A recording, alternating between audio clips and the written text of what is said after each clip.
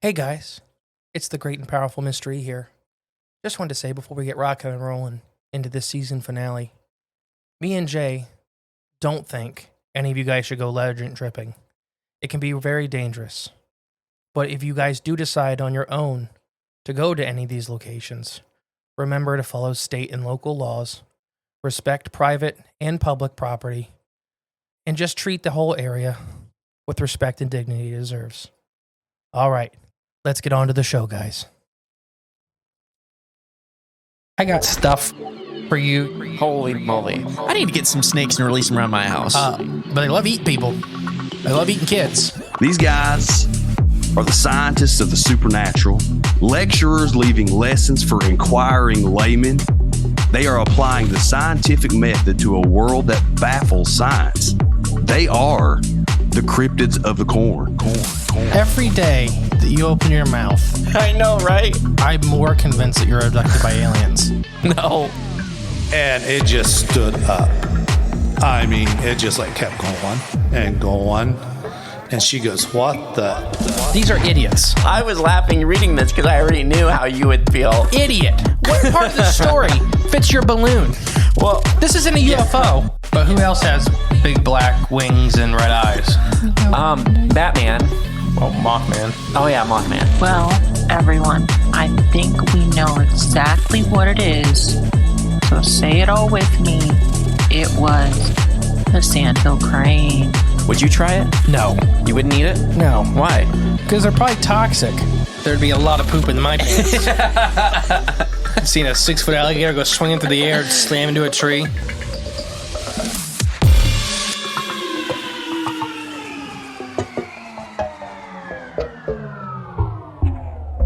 Welcome back to this eerie and spooky episode of Cryptids of the Corn.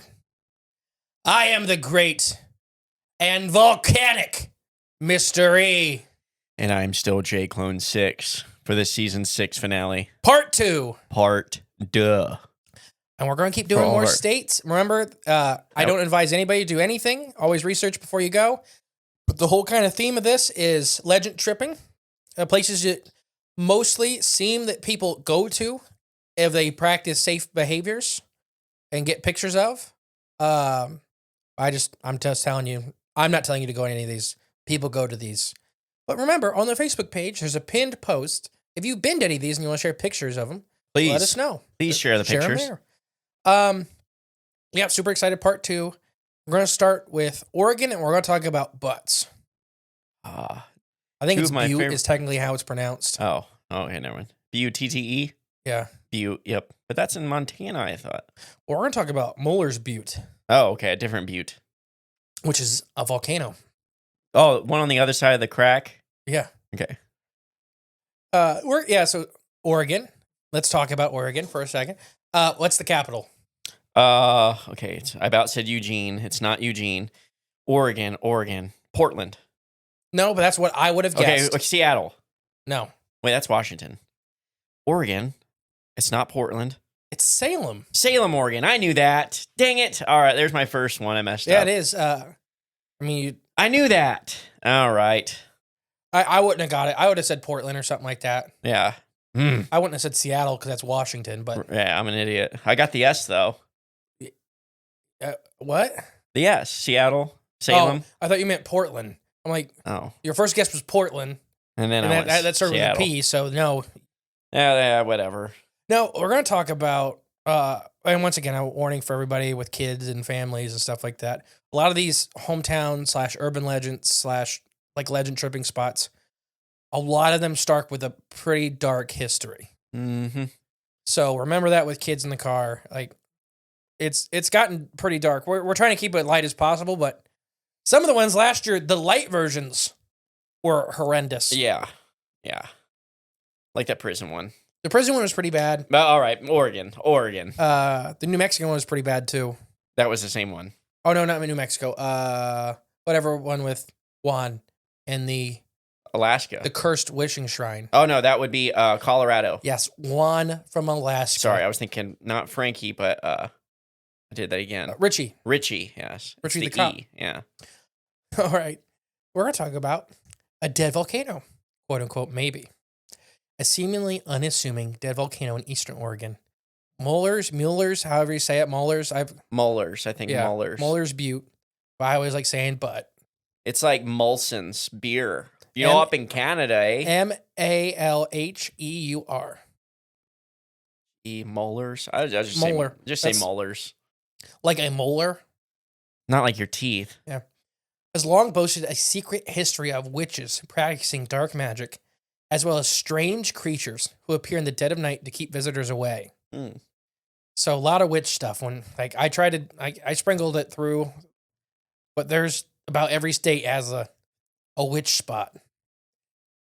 So a seemingly unassuming dead volcano in eastern Oregon, Muller's Butte, boasts a long history of dark magic, strange creatures who appear in the dead of night, keep visitors away. It is said that the shadowy past of Muller's Butte emulates of one full of dark magic the witches used to meet in a secret spot in a rugged tip of the dead volcano, whose history dates back over 1,000 years. Very much hometown legend-y stuff. Oh yeah, like 1,000 years. This mashes so many things together. The history of Muller's Butte spans between 15 and 20 million years ago in conventional timescale. So back to the details are known about the geological landmark. With this history that is so extensive, it is not really hard to believe that people experienced odd occurrences and report throughout the year. Over the last century, people have started to experience strange beings, from ghosts and witches and spirits and fairies at Muller's Butte.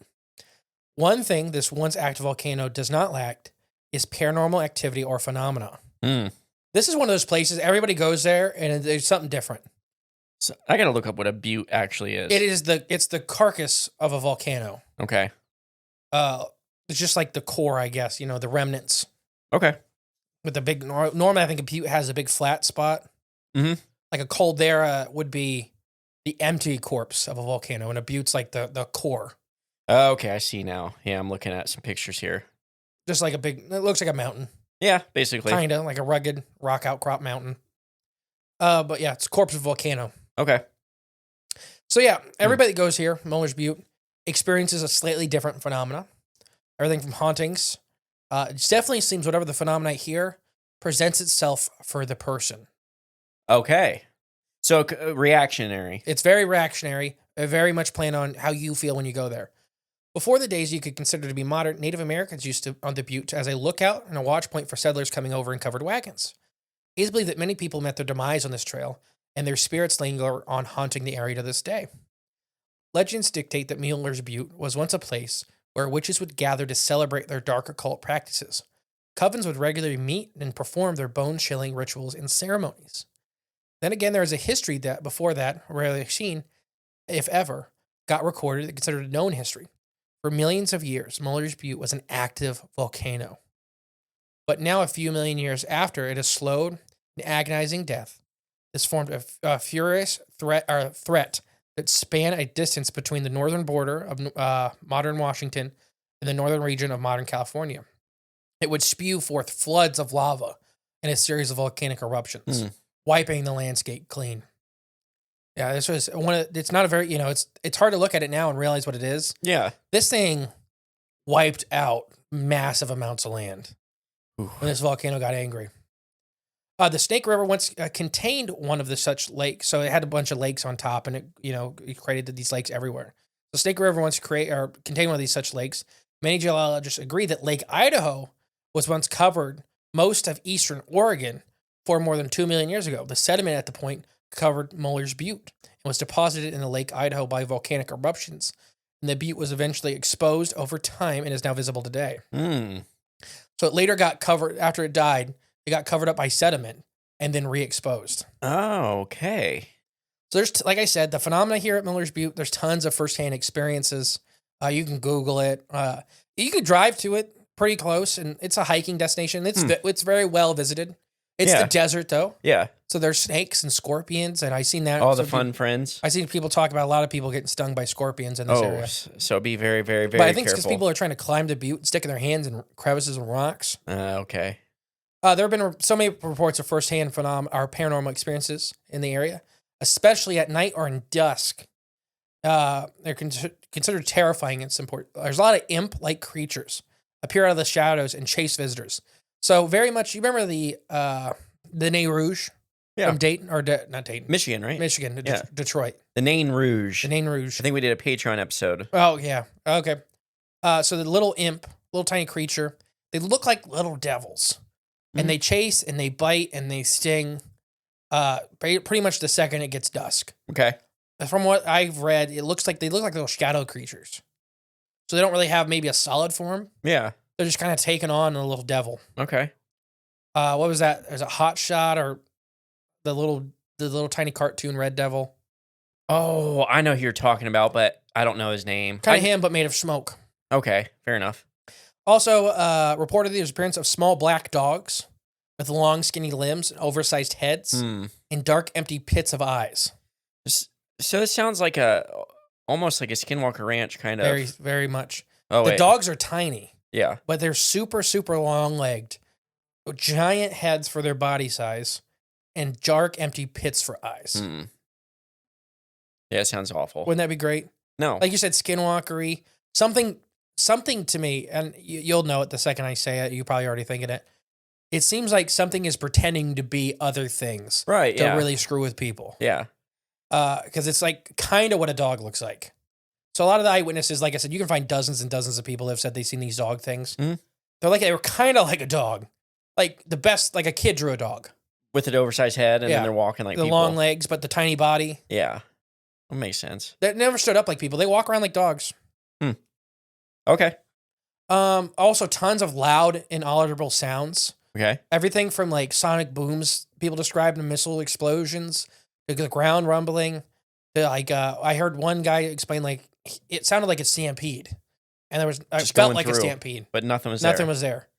This has got to be. Well, I'll let you finish. Oh, I got one more paragraph. Okay. There's a couple. I'm just trying to think.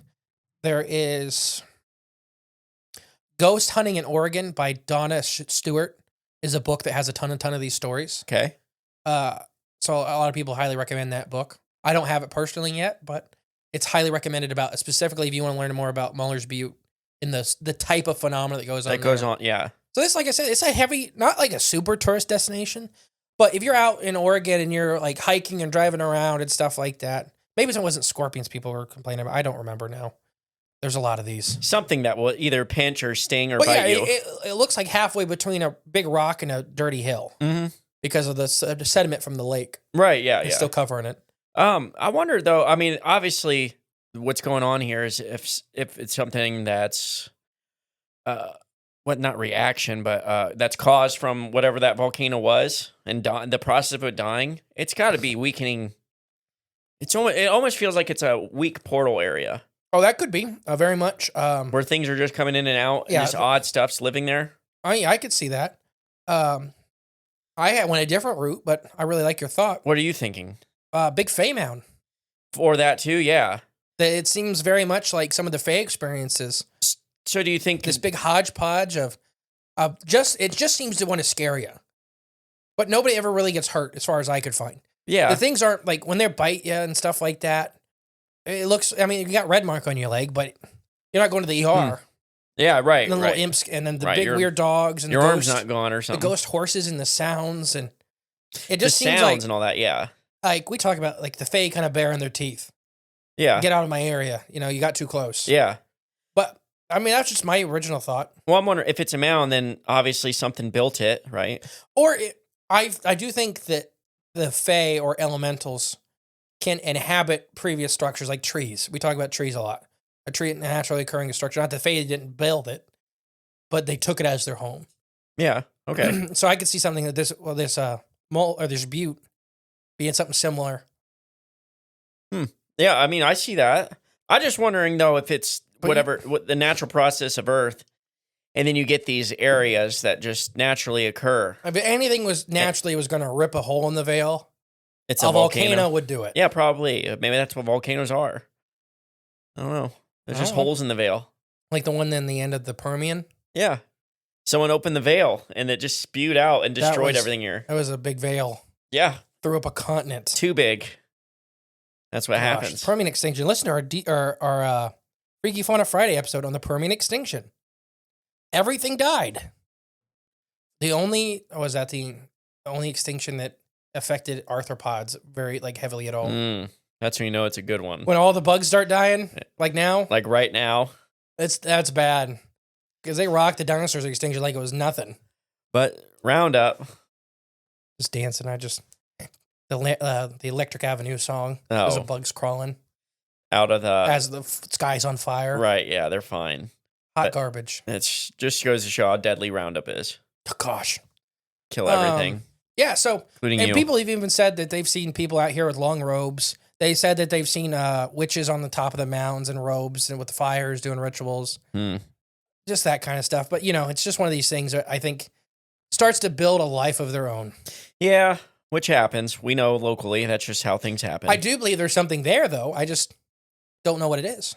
Right, yeah. But Like you people... said, the veil thing with the volcano eruptions. Mm-hmm. I mean, I don't believe in classic timescale. Right. But still, a volcano is a highly destructive, highly powerful thing. Full of a lot The of driving energy. force on Earth, for a lot of phenomena. Yeah. So I could see that really shaking up the balance. Throwing things off a little bit. Yeah, because that was supposedly, it didn't cover a huge area, but I mean, it was huge, relatively speaking, for a volcano. But it was highly destructive every time it erupted. So it was more of a tidal wave versus a landslide. Like Helen's, the top blew off. Yeah. But the lava was pretty much leaking out. Yeah. So this would be more. This one would be more like a tidal wave, a leveling field when it came out. Just spewing Every out. time it erupted, it would just leveled something. Mm-hmm.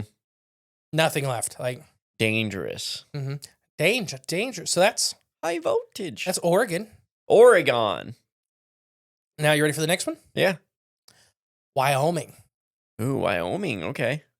Oh. Cheyenne. It is Cheyenne. I wouldn't have got it. The second I read it, I knew it. Yeah. That's when I could sit here all day and be like, I don't know anything out there, but What the heck? yeah, I know Wyoming. I would have trouble putting it on the map. Finding Wyoming? If I had the rest of the state, if the state shapes were out there carved, not that they had labels on them. No, yeah. I could point to Wyoming on a map. But if there was no state lines, I would have a really hard time. I'm I know it's right in this area-ish, yeah. But no, Wyoming is a beautiful state. This is a weird one. So what cryptid make you think of Wyoming? I guess I don't know. I guess this falls in Wyoming and I just think of it as like a Montana-Idaho mix. Yeah, that's falls in for me too. Yeah, so Kind I of the same cryptid or paranormal thing for Wyoming. Mine would probably be the lithium, the minerals in their How soil. everyone's dead in Wyoming? Yeah, that would be Because mine. they found rare earth minerals, Yeah, 100 times more than China's ever mined. under a farmer's fields. So Yeah. that means all those farmers they got to go. Ooh, we had that Wyoming listener make a comment about that. That was His neighbors are all dead. no. He's like, you know what? It's funny you guys mentioned this. I have not seen my neighbor in 3 weeks. Yeah, well, He's dead, and the government agent lives there now. yeah. And they're building tunnels to your house next. Oh, don't worry. There's no tunnels. They're just going to clear. They're just going to strip mine it. Oh, okay. Fair enough. Yeah, no. So the Platte River Ship of Death. Platte River? Yeah, the Platte River. Okay. The only reason I know that's how you say it is because there's a Platte River in Michigan as well. Oh, nice. Okay. I've been on the Platte. Nice. I've been on the Platte. It's fun to say. But the Platte River Ship of Death. Okay. In the late 19th century and early 20th century, several men claimed to see a ship sailing out of the mist in the North Platte River. So if anybody wants to go kind of in this area, because the Platte River, it crosses the road a bunch of times, you can kind of go see it and wait for the ship. It is between Torrington and Alvaco, Wyoming. Okay.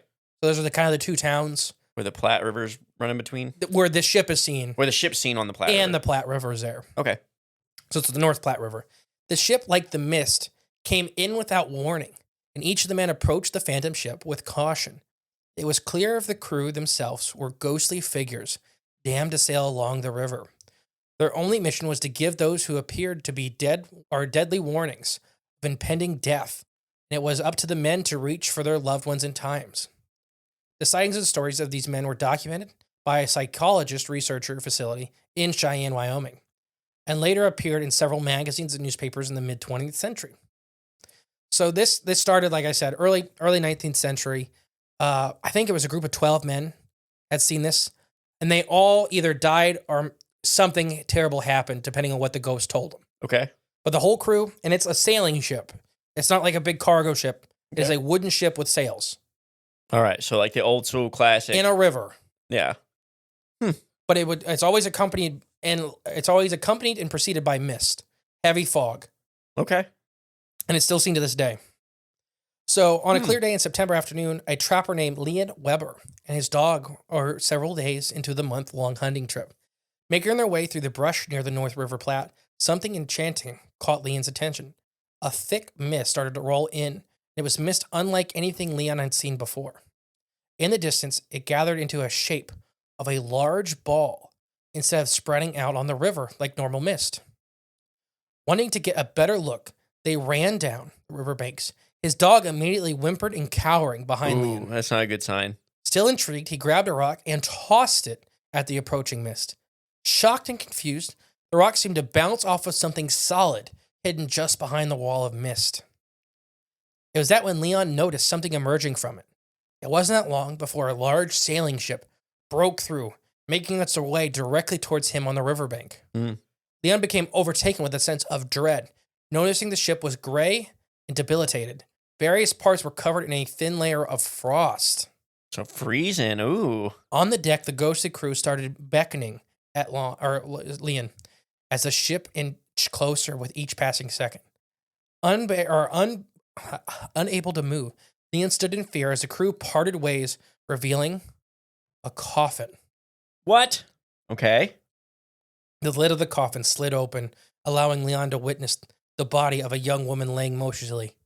His heart sank, but her features became clear, revealing her to be his wife. As Leon let out a pain scream, the ship in the mist vanished altogether. Leon cut his trip extremely short, rushing home to ensure his wife was safe, and upon arrival, several of his small town had already gathered outside of his home, where his wife was found dead early that day. Wow. Though Leon tried to tell the rest of his story, the ship foretold of his wife's death. Few believed him, and it would be another 25 years again before the ship sailed and took more victims. Gene Wilson was the next big victim. In 1887, near the city of Casper, cattleman Gene Wilson rode up on the river on his horse, attempting to round up several of the stray cattle. Like Leon years before, Gene caught a glimpse of the mist forming in the distance from him on the river. He commanded his horse to bring him closer, but the horse absolutely refused, snorting, grunting, and attempting to buck him off. So exactly what his dog was doing, basically. The mist parted, displaying a large, decrepit sailing ship that appeared to be anchored down. Later, Gene would describe the ship as a phantom, which made his nerves quiver. He hopped off his horse, but before he could tie it down, it turned and ran a distance away, like we talked about last time. Horses Get goats. Get goats. Undoubtedly, Gene proceeded forward on foot towards the ship, being pulled. So something's just pulling at him. Approaching it, he could see layers of ice covering not just the ship, but the 9 ghostly men who stood motionlessly staring at him as well. Everything on the ship was covered in frost. So they're from the outside the wall, like on Game of Thrones. It was when he started to hear the heavy sounds of steps coming from inside the ship as the massive spectral captain appeared in front of the men. His frosted eyes stared at Glenn and made a motion for his men to bring forth a large object covered in a canvas. 4 men brought the object in the clear view of Glenn.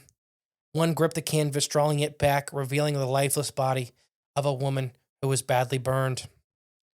Gene later wrote, "The face of the woman who seemed to be terribly burnt. In spirit of the frightful, scared face, I recognized my wife. Overcome with terror, I screamed and I covered my eyes. And when I looked again, the ship was completely gone." Terrified of what that meant, Gene ran back to his horse, sped home as fast as he could. At the hilltop, just beyond his home, he could see black smoke rising. His heart sank, his home in ashes.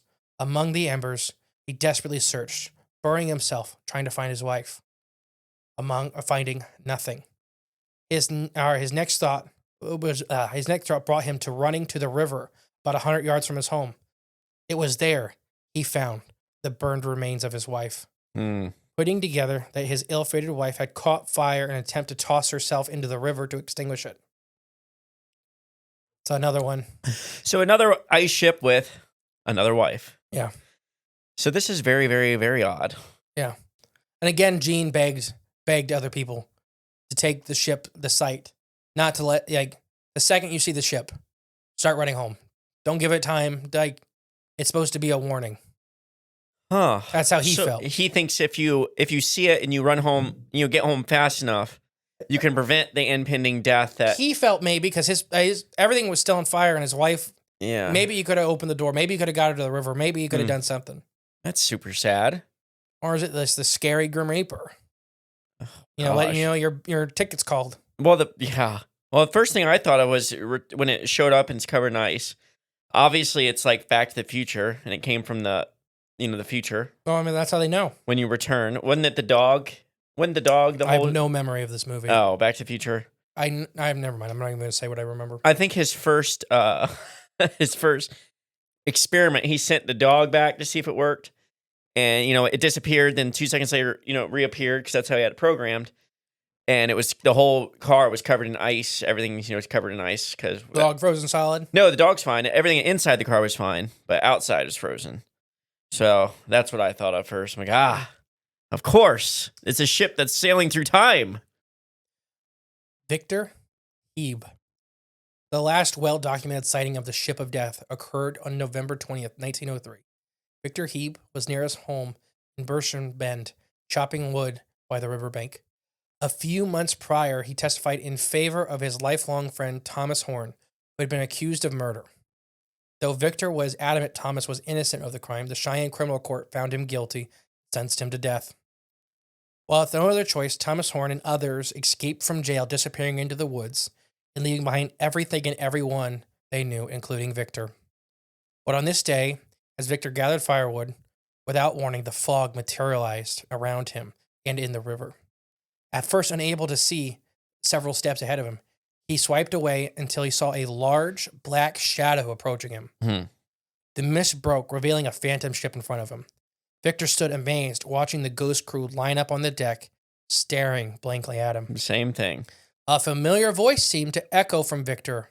It said, "All right, but I am telling you, all right, but I am telling you, you are hanging an innocent man." Once the crew responded, yet none of them in front of Victor moved their lips. It replied, "That is not for us to determine. You were tried and you were convicted of murder." A canvas sheet dropped from behind the men, revealing the gallows, and the end of the cross-armed, lifeless body swayed rocking back and forth along with the ship. As the body turned, Victor recounted, "It was the face of my dearest friend, he whom I had defended in my testimony in court in Cheyenne only a few months previous." Victor shut his eyes in the sight of his dead friend, but when he opened them again, his friend, the ship, and the mist were all gone. He gathered his items and he rode into town, desperate to find information on Thomas.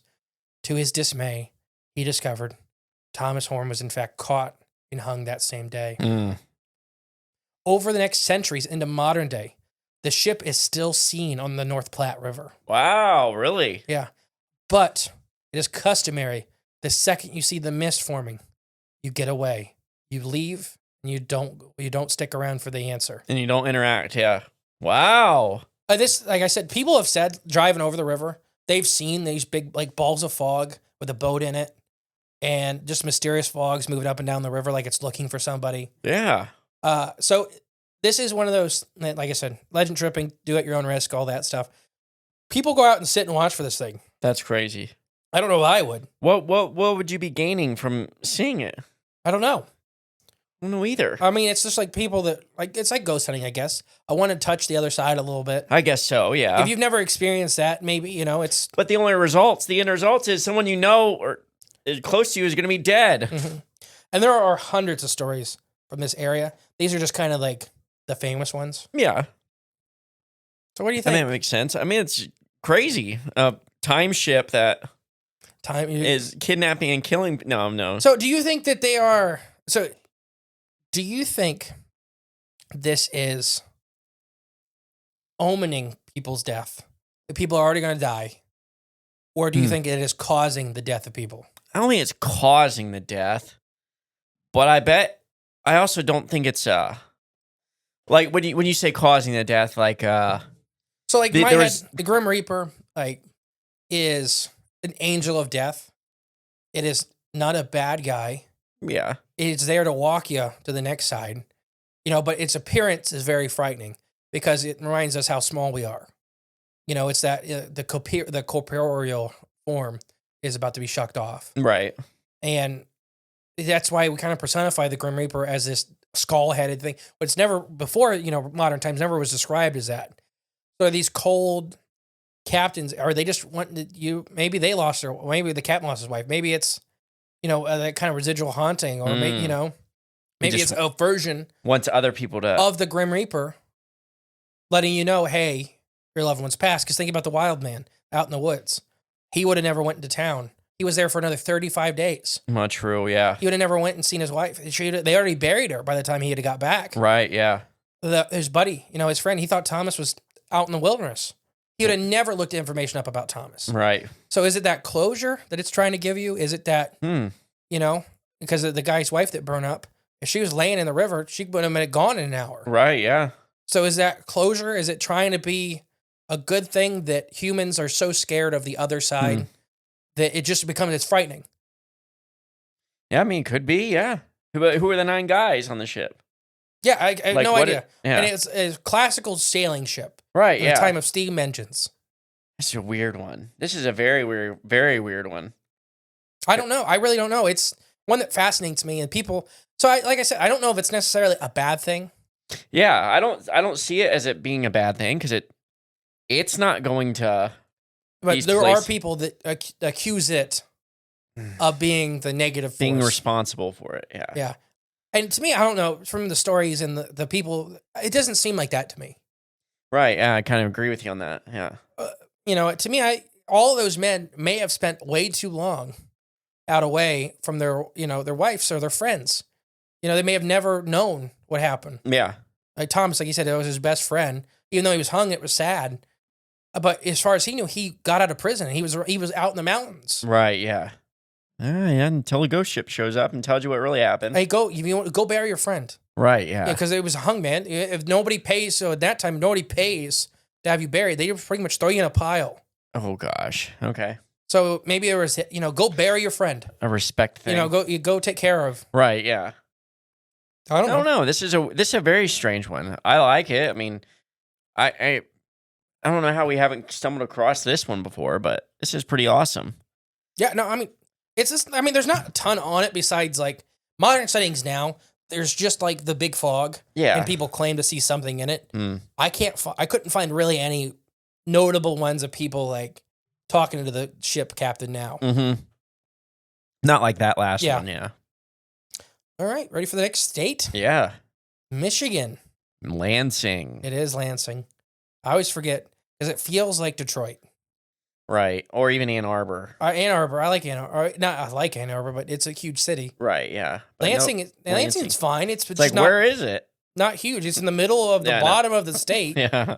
It's a weird spot. It is, yeah. Like Chillicothe when it was our capital. Yeah, a very weird spot. The bottom takes forever to get to, no matter where you're from. Unless you live in Chillicothe, and then it still takes an hour. Right, exactly, yeah. Town of 50 people. Michigan, Lansing. So what? Dogman. Yeah, this is Dogman territory. Dogman are white Bigfoots. Okay. For me, it's always going to be the Weeping Woman of Burt Lake, which we've shared a couple times. Just another hometown legend. Which, I mean, I can't even remember. It's been on the ice fishing shows. It's been a couple times we've shared it, which our friend had an experience with, the Weeping Woman of Burt Lake. Which he was worried that it was an actual elderly woman. In trouble? And he was getting ready to call the police, and she was gone, and it was a ghost for all extensive purposes. So this one, there's not a lot on. It's weird. This is a weird one in Michigan, and you can 100% go to this one. It's a beautiful place. It's in Grise, Grise. Grise? Yeah. Grise? Grise? I don't know. Bete. Bet. Bete? Yeah.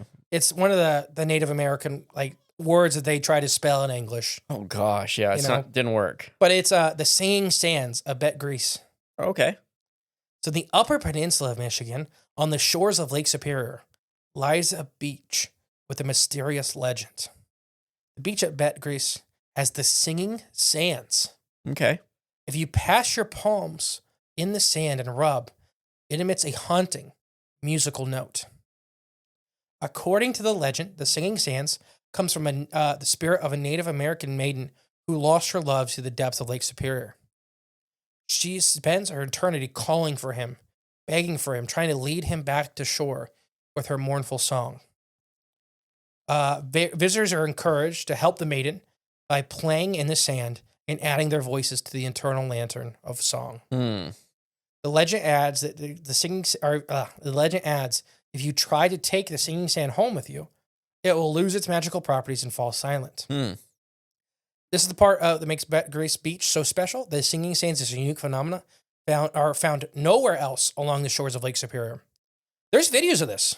What's it singing like? What's it sound like? I guess it's weird. It's haunting almost. Okay. I don't know. It's. Is it just from when you like walk on it when you rub your fingers? People through like it? literally lay in it and rub on it and it makes sound. Well, there's that sand that like some sand sounds crunchy when you're like. Yeah. It's not like it's like music. Yeah. The sand makes music. Yeah. Have you heard the singing stones? Like the stones that ring at like different. Like when you tap them. Yeah, I've seen singing stones. Yeah. Yeah. They're singing cliffs in, I think, Scotland too. When the wind blows through them, they think somebody made them. I can't remember where that is. It might be there. Well, the Colossus of Memnon outside of Egypt supposedly used to sing too. When the wind would blow through the stones, those statues, it would whistle or sing. I don't know. So this is located in the Copper Harbor on Keweenaw County, South Shore. Bet Grease, it's a French, I'm sorry, I guess it's French, not Native American. Oh, it means Greys. Bet Gray. It means gray beast or gray monster.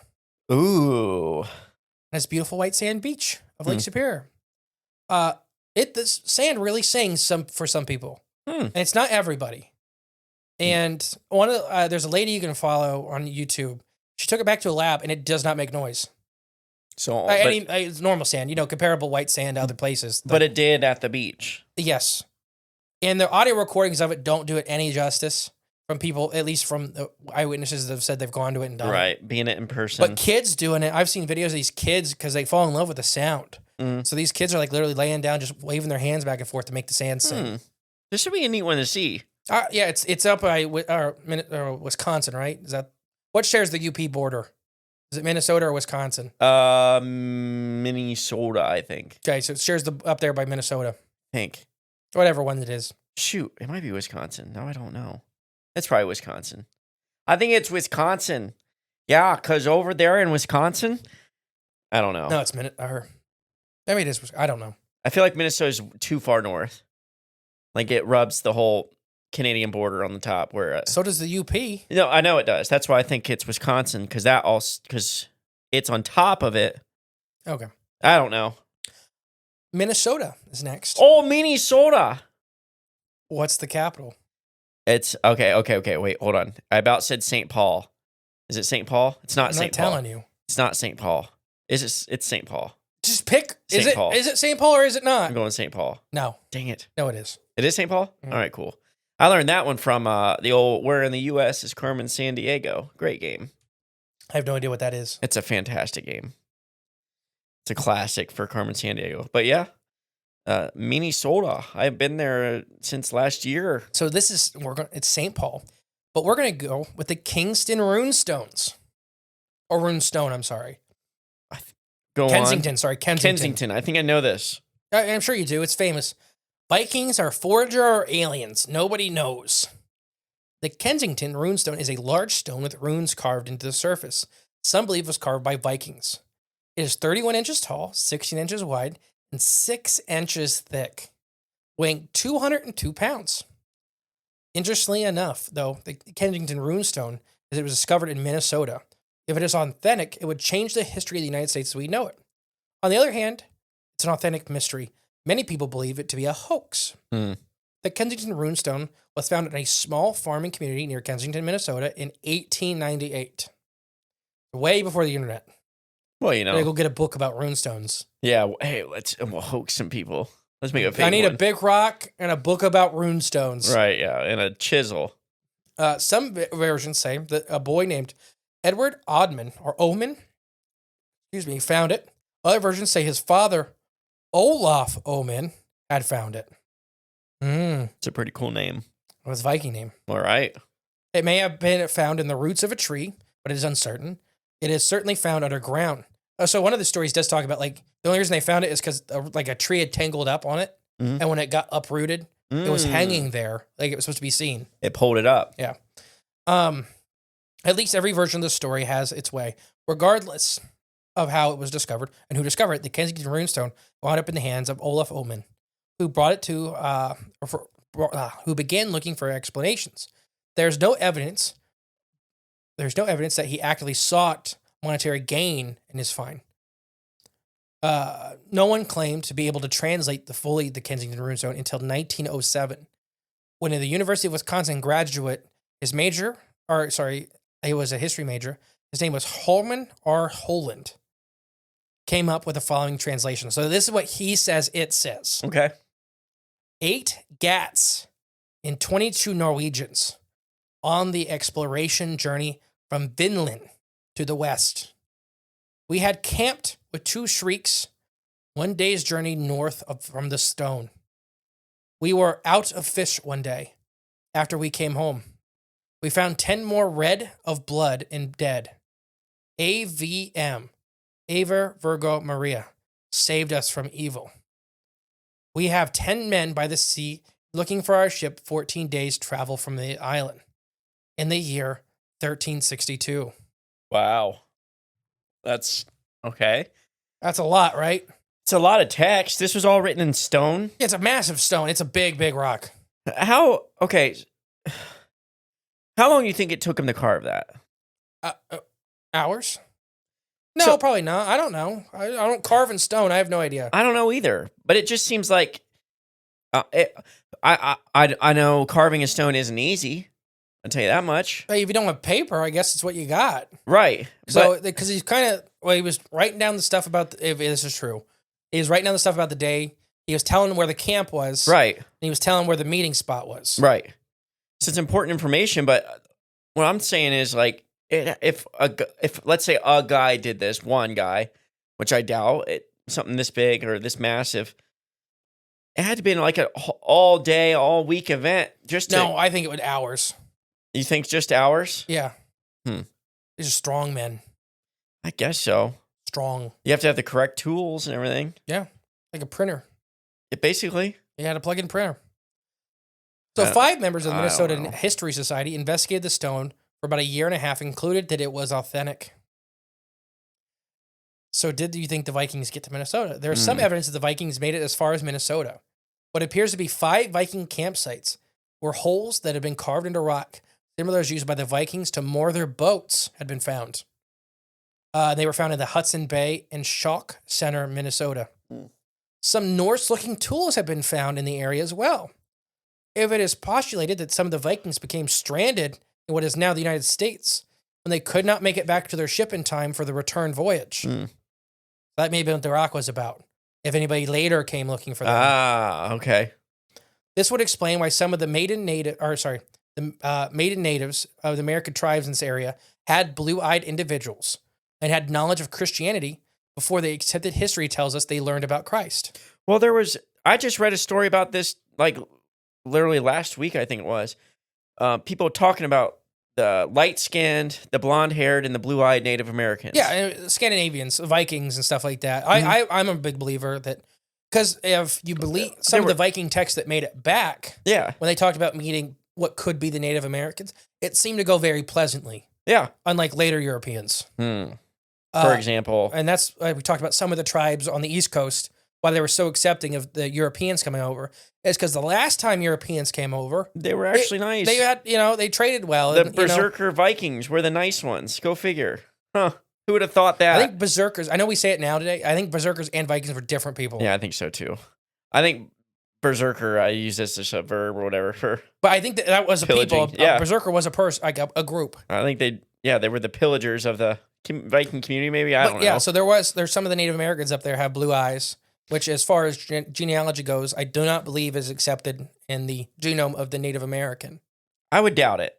Maybe extremely rare. I don't know. I guess it could be that rare mutation. Blue eyes case. is a very low chance, anyways. Right. Yeah.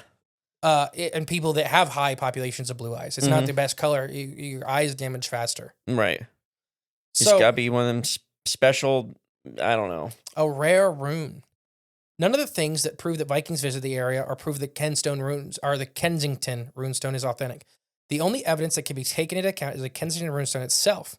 It was once proven to be a hoax, and that's in quotes, by a runologist who did not recognize one of the characters on the stone.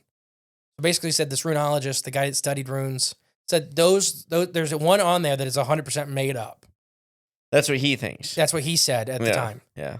Later, another runologist found that the somewhat rare rune in other text. Okay. So it is an extremely rare rune that one runologist did not know about. Yeah.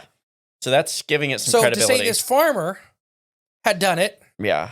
I'm just saying He's more of an expert than an expert. that's a little far of a stretch.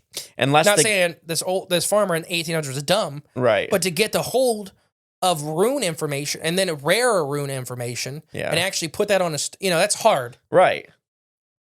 So however this does not prove it's real, it's going to be hard to prove it's real at all. So there's a possibility it's a hoax. The thing is, the people who do not believe the Kensington runestone is authentic typically assume that Olaf made it. That possibly raises a few questions. Firstly, why would he do this if he didn't do it for money? He never, as far as anybody can find, he never did it for monetary gain. There's no paper He would receipts. he wouldn't give it to anybody, but he would let every scientist or group that wanted to come and look at it, and investigate it, look at it, investigate it, write it down, make copies. They would do they'd use it like a big stamp. So people could take it, put ink on it, Right. and take it back and take the whole thing to their labs or to research the runes and stuff like that. Right, yeah. Because it's 200-pound rock. Right. You ain't want to lugging that around the world. So, firstly, why to do that? Not for money. Would he have done it with attention, but why bother? Yeah. So, secondly, if he did, how did such a man like him, a farmer in the 1800s in rural Minnesota, how did he find the knowledge of runes like this? If one rune was so rare, a runologist did not recognize it. Oh, there you How go. could Olaf do it? Right. Well, he's a well-educated Viking man. Lastly, let's just say Olaf did have rune knowledge. Why didn't anybody know that? To believe Olaf made the Kensington runestone, you'd have to believe that he studied runes without anybody's knowledge, just to carve runes into a 200-pound rock for no reason except to amuse himself. It is not, it's probably not a plausible scenario, but it's not impossible either. Some people just do things for dumber things. Well, yeah. Maybe got lucky. Yeah. Just guessed all the runes. Right, yeah. X, Y, X, dot Y. I've seen that he's probably got like a God of War poster in his shack. So both sides of the Kensington runestone are mysterious and arguable by both capable experts and laymen. However, the modern consensus is that it's fake. Omen created a forgery for the purpose in which only he knows. However, the artifact could someday be discovered somewhere else in Minnesota. So keep in mind. That's a perfect plan, don't you think? What? To create this fake artifact for only a purpose that only you know. Mm-hmm. What a great hoax. It's a 200-pound rock. Right, yeah.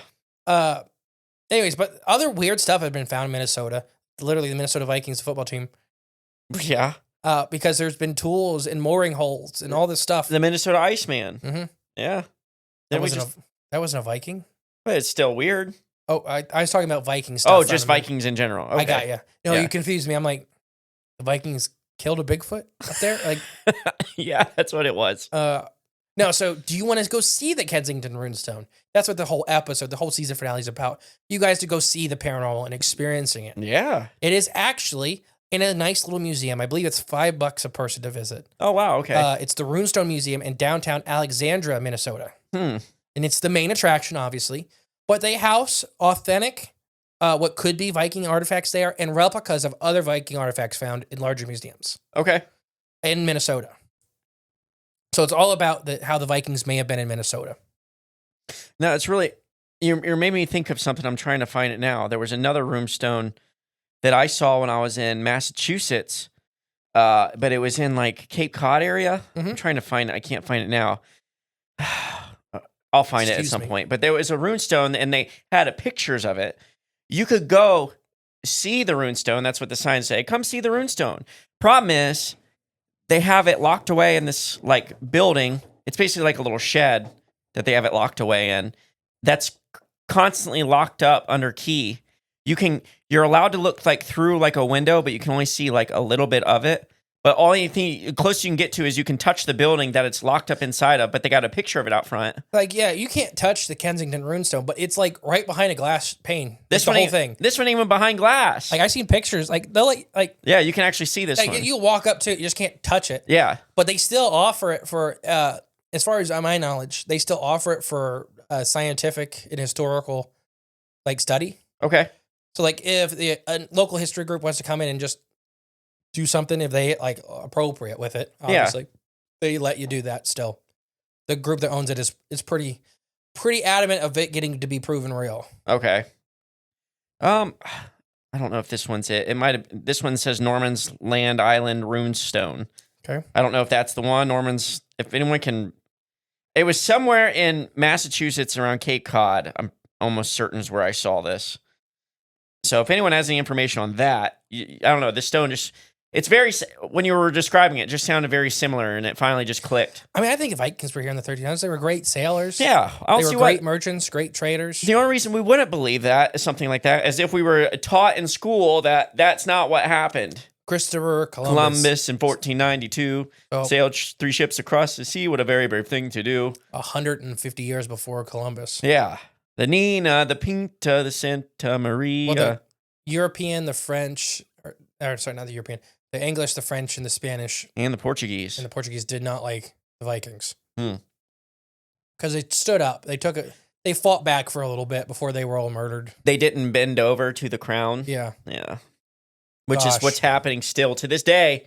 To this day, we got to wake up. George Washington was related to the royal family. Next state. Just go quiet. Utah. Ooh, 40 hours to Utah. 40 hours to Utah. Salt Lake City? It is Salt Lake City. Okay. It's like the only city in Utah. It's the only city I could name besides the ones in Uinta. Yeah, true. Just because, like Vernal, Uinta is a town of 300 people that I will have. I know exactly where it is on the map, too, if you show me Utah. Oh, yeah, I know. Because when we did the Uinta Basin episode. The season 4 finale. Yeah. I just remembered that last episode. Or whenever that was. Maybe. Yeah. What kind of last episode? Monday's episode. 2 hours ago. Yeah. Well, I guess 4 hours ago. No, so yeah, Salt Lake City. What does Utah make you think of? Well, it's Skinwalker. Yeah, I mean, Skinwalker's a big one. Me, it's always the manta rays because Salt Lake City has all the manta ray sightings. Okay. And they just had a really weird one. Something had dropped. So, okay, this is a side note for everybody. For probably another Living UFO episode later. Something had dropped a half what it looked like eaten cow in Salt Lake City from the sky. And I'm kind of wondering if it was one of these juvenile manta rays. I think they're like sauropods. I think they're much more carnivorous when they're little, and they become filter feeders when they're big. So like a lot of the sauropods, the big long neck dinosaurs, the big herbivores, we now have guts or like fossilized remains of poop and stuff. They would eat meat. They would eat bone if they could find it when they were little. They could hyper grow. That's what the ghost leviathans do in Subnautica. It is. Why do you play Subnautica? Yeah, I played Subnautica. I love Subnautica. I've beaten it. Yeah, because they become giant filter feeders. Yeah. That's the only way they can sustain when you get that big. Once they go into the ecological dead zone. Yeah. You know, for someone that doesn't play any video games, you sure know a lot about them. I watch playthroughs. I'm just saying. My brain can't do controllers. Oh, okay. Fair enough. You're a watcher? Yeah, I hate playing video games. At least with people. Yeah. Because I'm like with my brother, I always hated everyone. Well, that's when I was little. I was a watcher. I mean, I liked playing, but I really liked watching because I could study and figure out what to do. And then when everyone left, I'd jump on there and beat the game. So there's a creepy grave in this Utah cemetery. Seminary is different. Right, a little bit. The legend behind it is beyond eerie. So Elmo's grave in Salt Lake City. Elmo? Yeah. Oh, that was terrible. And ghost stories involving a local businessman named Jacob Mortz. You ready for this? Mm-hmm. There's a grave at Salt Lake City Cemetery that has long been the stuff of eerie legends and nightmares. Though this story has changed through the years, has anybody listening to this ever visited Elmo's grave? So the Baja Israel section of the Salt Lake City, that's Banaha. I don't know how to say it. It's got commas in it. Oh, okay. The backwards commas. Oh, not the good ones. I just don't know I don't know how to say that. Right, yeah. I have to see it. The Israel section of the Salt Lake City Cemetery is a beautiful and peaceful section in other parts of the cemetery, with large trees and very interesting headstones. A stroll through this section reveals recent burials as well as grave sites dating back to the 1880s. You'll find many graves have small pebbles sitting on top of the markers. This is an ancient Jewish tradition that now spreads to even non-Jewish members. I didn't know this before this. I've seen this and never knew it, visiting relatives in cemeteries. I didn't know it was a Jewish tradition, but like the article's going into, it's not exclusively Jewish anymore, but it started from a Jewish tradition. Oh, okay. Okay. The exact, I was just saying it's branched out. yeah. So non-Jewish people do it now, but it is generally a Jewish custom. It's rooted in Judaism. Yes. The exact origin of the custom is currently unknown, but placing a stone on the headstone of a loved one is said to perhaps ward away evil spirits and/or may simply be a way to count the number of visitors to a grave, one for each stone. There is one grave site that is a part of the cemetery that doesn't have any small stones. And throughout the years, the legend of an evil presence has been perpetrated by teenagers and ghost hunters alike. For decades, visitors who never knew this man have sought out his burial place, Jacob Mortz, a.k.a. Elmo. It's emo. Huh? Emo. Elmo. Well, what is it? EMO. Emo. Do you know emo? No. I know Emo Phillips. It's the only emo I know. First name Emo? I don't know if that's his real name, but that's what it goes by. No one is quite sure how the grave got this weird name. It's originally a small crypt that held a cremated remains of Jacob Moritz, a local businessman who ran a successful brewery in Salt Lake City in the early 20th century. Isn't Salt Lake City dry now? What do you mean? Isn't it a dry city? No alcohol? Oh, gosh. Okay, that's what you meant. I'm like, the lake dried up? Well, it's all salt. I know. That's what I thought you meant. I'm like, what? Probably. I mean, I think I'm probably sounding really ignorant just by saying, yeah, it definitely is. Well, we got Mormon. We have Mormon listeners. Yeah, but not trying to say I know. No, I don't know. I believe. I assume. Because we've had friends out there, and it's either mostly dry because of the large Mormon population. So that would make sense why you don't have bars everywhere. Right, yeah. Because if the populace doesn't is a part want of a religion that doesn't drink. Yeah, why would you have that there? Yeah. Or Bad is it business. banned? I don't know. Yeah, I don't know either.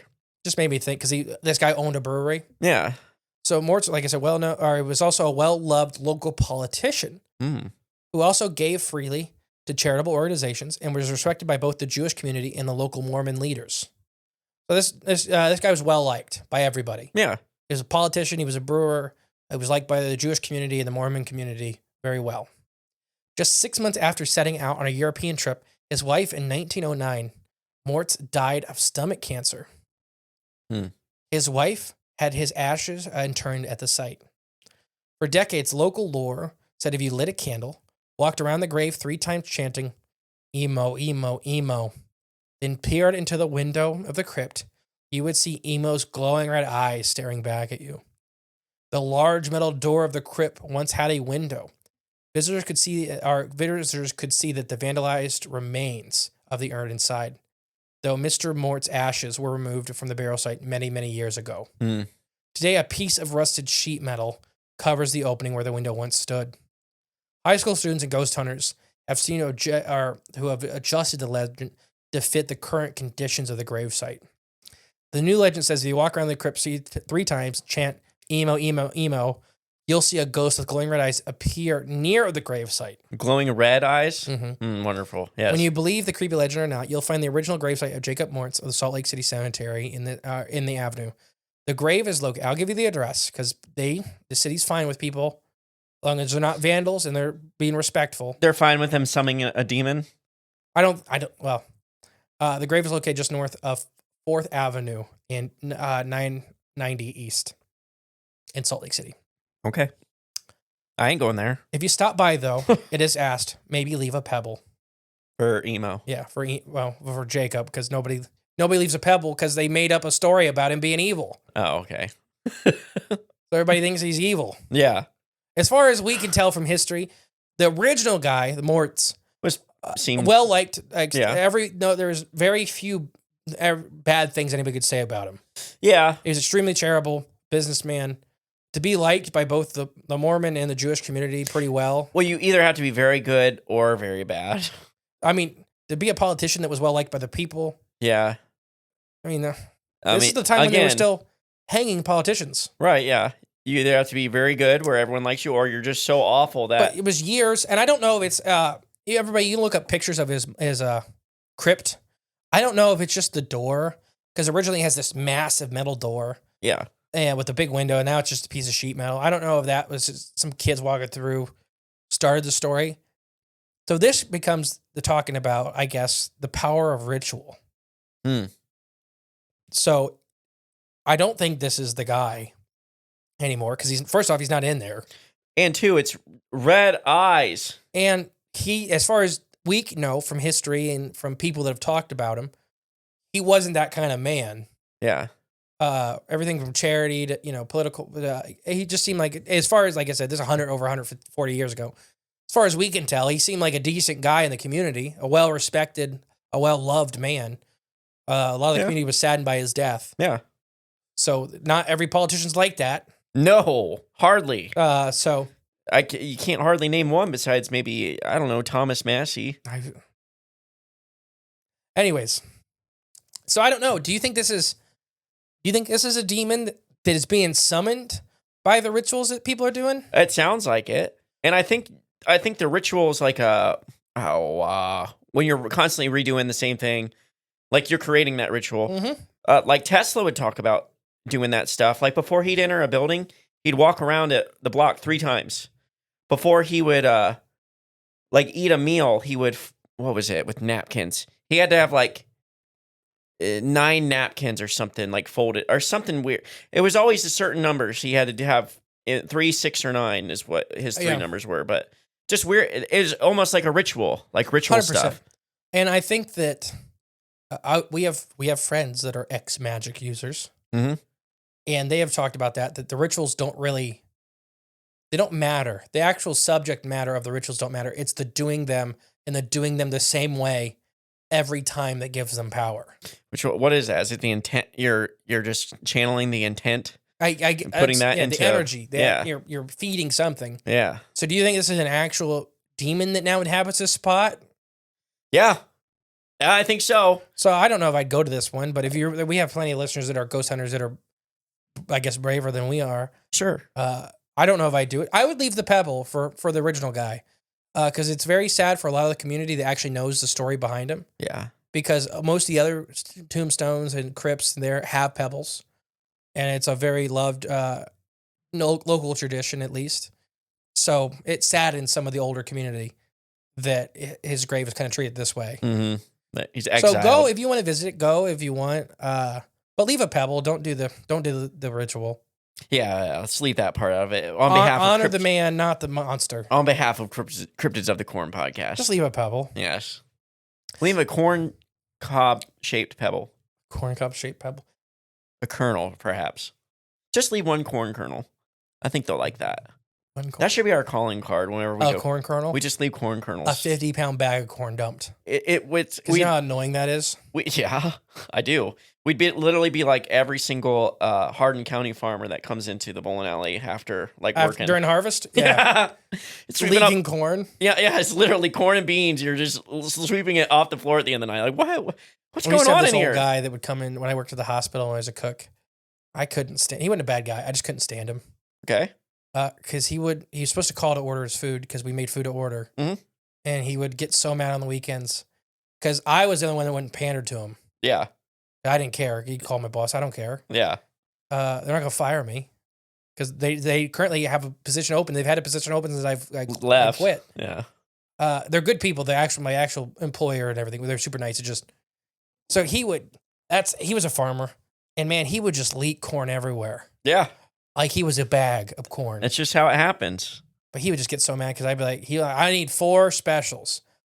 I close at 1 o'clock and it's like 12:45, and he expects me to have 4. And I'm like, I have 2. You're on the clock. But he's like, oh, you can't make more? Yeah, I can't make more stuffed chicken breast in 15 minutes. Why not? Because it takes like 4 hours. Oh, okay. No, that's what he'd be like. Yeah, I get it. Come on, I'm going to call your boss. Yeah. Go ahead. I don't care. What's she going to tell you? Right, yeah. I close in 15 minutes. Right, I'll be gone. I have 8 patients upstairs to feed. Yeah. You think I care about you? Go to Wendy's. Maybe. Idaho. Oh. Now, this one's. Wait. Boise? Oh, yeah. And what do you think of? What's the mystery or creepy thing? The U.S. Naval Base. Same. Yeah. Same. It's literally the only thing I can think of when I think of Idaho anymore. And then I kind of cheated on this one. I'll just start reading it, and you tell me if you know anything about it, right? Okay. So, yeah. The Water Babies of Massacre Rock, Idaho. Okay. What do you mean you cheated on it? I'll just keep reading. There's a sinister legend of water babies on Massacre Rock, Idaho. Lurking beneath the surface of the serene wilderness of Idaho, there's a rugged landscape and whisper tales. The tales of water babies are a story of casting shadows over the estate's picturesque, I can't talk today, vista, and sends shivers down the spines of anybody that gets too close. Idaho lies in a place steeped in tragedy in the fear of Massacre Rock. Okay. Location known as there's now a state park. It was once a setting of a horrific event that has since given birth to the eerie legend of these creatures. That's awful. The state park. Oh, yeah. Well, it started out this giant massacre. So we turned it into a state park. Okay, go on. The tales of chilling icy water on the Snake River that flows through the park. Here is where the water babies are said to dwell. So how many water babies have you talked about in the season finale so far? Well, one other time so far. Okay. Yeah, this is be another one. Do you remember anything about those water babies? Was that this episode or last? Last episode. Or anybody at home? We're recording these back to back, so we have it all feels like one episode to me. Yeah, it is. It is. What do you mean? Do I remember anything about them? What do you mean? I'll They're just water keep reading. babies. They're killer water babies. They're killing people. Water babies, according to legends, are spirits of infants who met a tragic end during the time of severe famine here. It is said the native tribes inhabiting the area were faced with such scarcity of food that they made the heart-wrenching decision. Mothers with heavy hearts and tear-filled eyes drowned their newborns in the rivers for a kinder fate rather than to die slowly of starvation. Jeez. It is said they did not find a place to rest. Instead, they transformed into something otherworldly. They grew fins and gills, adapting to their watery graves, and ever since inhabiting the depths of the Snake River. So you can actually go to, if you want to go see water babies, go to Massacre Rock State Park. No, I do not want to. I do not want to. I'd rather go to the naval base. Visitors to Massacre Rock State Park are reported hearing distant sounds of infants screaming and crying, chilling echoes that seem to originate from the river itself deep within. Some have even claimed that the small figures in the water are ghostly forms illuminated by moonlight. A lot of people say when they look into the river, they see little babies swimming around down there. These sightings, coupled with the tragic history of the location, given Massacre Rock a reputation of one of the most haunted places in Idaho. The tales of water babies serve as a grim reminder of the extremely harsh realities faced by the Native American tribes in adding layers of darkness to the natural beauty of Idaho. It is a tale that continue to haunt the locals and visitors alike. The tale of transformation in the scenic landscape of Idaho and setting into a chilly legend. Some more water babies, eh? Water babies. I do not like water babies. I'm not a fan. I don't ever want to see one. If you ever want to not meet Mr. E and I, you just go on to this lake here, or river, in Idaho, and you'll never see us. Why? I ain't going to a river. You'll go into a demon house. But not a haunted river. I'll take on the water babies. Okay. I'm a marine mammal. There you go. You can. All right, you do that part. I'll do the other ones. It would look like a bunch of seals attacking a whale. Remember I told you about that? Those orcas attacking that polar bear and those guys pulled it onto their boat? Yeah. I seen that video again. I'll have to find it. Yeah, I'll have to show you because I still, it was nuts. The only time a polar bear is scared. It was, you could tell, it was literally begging the people to save it. The largest land carnivore on Earth meeting one of the largest water carnivores. It was bobbing the people saved it and it was just exhausted on the boat and the guy's petting its head. He's petting it? Oh, he's petting its head, but it was laying like on its arms and legs were just flat. Why not friend shaped? Yeah. A deadly trip to Massacre Rock. So I'll read you some stories from Massacre Rock State Park. Okay. They're not great stories. I can't imagine. Yeah, it's called Massacre Rock. Yeah. This is not the first time we've talked about Massacre Rock this episode or these episodes either. Oh, really? Didn't we bring it up during the Wyoming one? Yeah. Okay. Yeah. All right, go on. Anyways, Massacre Rock is a place where April's boyfriend suggested they go for a night of camping. They would bring a tent, a cot, and a blanket to keep them warm. He also promised that they would be back before 8 a.m. so her mother would never know they snuck out that night. Nice. Young love. Yeah. Innocence. Yeah. Good times. April didn't think twice. She grabbed her things. After making sure her mom was asleep, she escaped out her window. April soon arrived in the forest, right in the place where she and her boyfriend had planned to meet. The tent was already set up, but nobody was there. April went into the tent for an hour or two. She waited for her boyfriend to come back. When she saw he wasn't coming, she got really worried and decided to go out and look for him. She didn't have to walk too far from where she started. She started to hear a faint whisper. No. April followed those whispers until she found the river shore. Is where the whistling started to come from inside the water. She thought she was going crazy. She bent down to make sure, and suddenly a hand emerged from the water, grabbing her hair and pulling her into the water to drown her. April managed to escape, but not before losing a great big chunk of hair. She looked up and was instantly terrified to see a humanoid fish youngster that had a strange amphibian look staring back at her. Gosh. With dead eyes. Water demons. She went for the only option available to her, running into the forest and finding a way to escape. April reached the tent, and she remembered she hadn't found her boyfriend yet. She looked for him, turned on the flashlight, waited while praying that nothing bad happened to him. Oh no, he's dead. She waited for him to finally show up so that they could both leave. April started hearing the whistling again. She turned from the flashlight. She turned off the flashlight not to give her location away, and the whistling got closer and louder. It's like you're coming in the woods for her. Right. Yep. They stopped right outside the tent. The door opened slowly until she recognized the face. Was it her boyfriend? Hey, you arrived earlier than I expected, said her boyfriend. Oh, good. April told her what happened, and he absolutely did not believe her. It seems that he had got there early to prepare the site for her surprise, and she had gotten the time wrong. There you go. Well, so she got there a little early and almost got murdered because of it. He had a picnic planned, although April wouldn't stop, insisting that they leave. Once midnight came, the cold pushed them into the cover of the tent. That's when they fell asleep. The whistling came back. April, scared out of her mind, tried to convince her boyfriend to run out of there. However, he told her to wait, that he would go out and see what it was. She absolutely begged him to stay, but he did not listen. Typical man. The last time April saw her boyfriend, his disappearance was reported for hours. The search teams investigated the entire river and surrounding areas. He was never found. Then one day, a family was spending a day on the river, and they saw a body floating. The police identified it as April's boyfriend. They found his body was covered in bites, and the cause of death was ruled by drowning, strangulation. Oh. April was the prime suspect, though she was never convicted. Interesting. Sounds like a story she made up to get away with murder. No, I'm just kidding. Yeah, no, he got choked to death by a water baby and drowned and bit up.